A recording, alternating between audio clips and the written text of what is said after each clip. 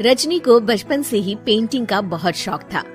वो हमेशा से ही पेंटर बनना चाहती थी, पर उसके माँ और पिताजी ने उसको कभी भी इस चीज के लिए सपोर्ट नहीं किया और उसकी शादी नीरव से हो गई।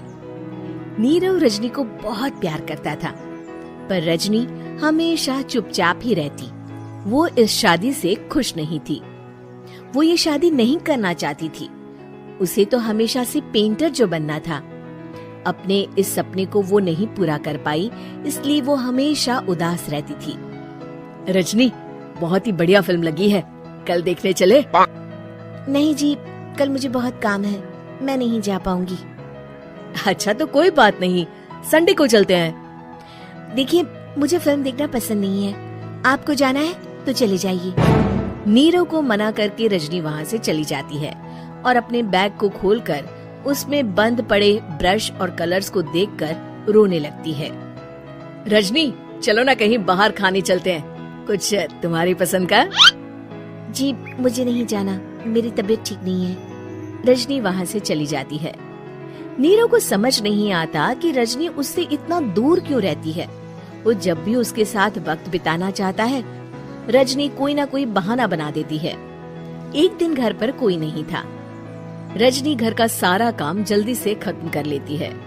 घर पर अकेले होने के कारण वो सोचती है कि वो आज पेंटिंग करेगी। वो अपने कमरे में जाकर पेंट ब्रशेस और कलर्स निकालकर जैसे ही कलर मिक्स कर रही होती है कि दरवाजे पर बेल बज जाती है। अब कौन आ गया इस वक्त? इतनी मुश्किल से तो मुझे पेंट करने का मौका मिला है। रजनी दरवाजा खोलती है तो उसकी सास अपनी सहेलियों के साथ खड़ी होती है और सब घर के अंदर आ जाते हैं। अरे बहू, सबको शरबत बनाकर पिला दे, बाहर तो बड़ी गर्मी है। उफ। जी। रजनी पेंट ना कर पाने से उदास हो जाती है। उसे गुस्सा भी आ रहा होता है कि उसने इस शादी के लिए हाँ क्यों कह दी। वो रसोई में जा रही होती है कि उसकी सास उसे रोकती है। बहू, सबके खाने का भी इंतजाम कर लेना, आज का लंच तो ये सब यही करेगी। हाँ। रजनी बिना कुछ कहे रसोई में चली जाती है। सबके लिए खाना बनाती है। सब खाना खाते हैं और रजनी घड़ी देखती है कि ये सब कब जाएंगे ताकि वो अपनी पेंटिंग कर सके। जब शाम होती है तब सब चले जाते हैं अपने घर। अरे बहू, सब तेरे खाने की तो बहुत तारीफ कर रहे थे, सबको बहुत अच्छा लगा खाना। आपको मुझे सुबह बताना चाहिए था ना कि आपकी सहेलियां आ रही है। पता भी है कितना वक्त लगा सारा खाना बनाने में। अरे बहू, तू ऐसे कैसे बात कर रही है मुझसे? तो और कैसे बात करूं? मैं इस घर की कोई नौकरानी नहीं हूँ कि इतना काम करूंगी। रजनी अपने कमरे में जाकर दरवाजा बंद कर लेती है। शाम को जब नीरव आता है तो उसकी माँ उसे पूरी घटना के बारे में बताती है। क्या रजनी ने आपसे इस तरह बात की माँ? हाँ, और पता नहीं उसे क्या हो गया है, शाम से बाहर भी नहीं आई है। मैंने तो कई बार आवाज दी, खाना भी नहीं खाया उसने। तू ही बात करके देख ले बेटा। नीरव अपने कमरे का दरवाजा खटखटाता है। रजनी, दरवाजा खोलो, मैं हूँ।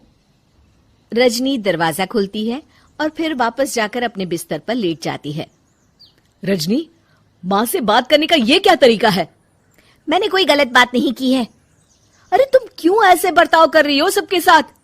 क्या तुम इस शादी से खुश नहीं हो? रजनी कुछ नहीं बोलती। अरे बताओ मुझे रजनी, क्या ये शादी तुम्हारी मर्जी के खिलाफ हुई है? हाँ, मैं ये शादी कभी नहीं करना चाहती थी। तुमसे क्या, मैं किसी से भी शादी नहीं करना चाहती थी। रजनी रोने लगती है। चुप हो जाओ रजनी, बताओ मुझे, तुम क्यों नहीं करना चाहती थी शादी? रजनी बेड के नीचे से अपने पेंटिंग्स, कलर्स, ब्रश, पेपर्स निकालती है। इतने में उसकी सास भी कमरे में आ जाती है। ये देख रहे हो, ये थे मेरे सपने। मैं पेंटर बनना चाहती थी, पर माँ पापा ने कभी सपोर्ट नहीं किया और मेरी शादी करवा दी। मेरे सारे सपने टूट गए। हर वक्त बस गुस्सा आता रहता है मुझे।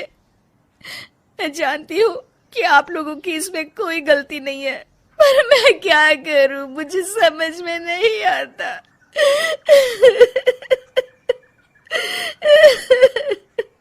रजनी फूट फूट कर रोने लगती है। मुझे माफ कर दीजिए, आप दोनों के साथ मैं बहुत बुरा बर्ताव कर रही हूँ। अरे रजनी बेटा, चुप हो जाओ तुम। नीरव पानी लेकर आता है। ये लो पानी पियो और शांत हो जाओ। रजनी पानी पीती है और उसकी सास पेंटिंग्स देख रही होती है। अरे नीरव, हमें तो पता ही नहीं था कि हमारी बहू कलाकार है। अरे कितनी अच्छी पेंटिंग्स बनाई है, देखो तो। ये वाली तो मैं अपने कमरे में ले जाऊंगी। आपको ये पेंटिंग्स अच्छी लगी? अच्छी नहीं, बहुत अच्छी लगी। और तुमने हमें बताया क्यों नहीं? तुम जब चाहे पेंटिंग कर सकती हो रजनी। हम तुम्हारे सपनों को पूरा करने में तुम्हारा पूरा साथ देंगे। हाँ बेटा, हम कला की कद्र करते हैं। हम कलाकार तो नहीं, पर मुझे गर्व है कि मेरी बहू एक कलाकार है। रजनी, नीरव और सास तीनों हंस पड़ते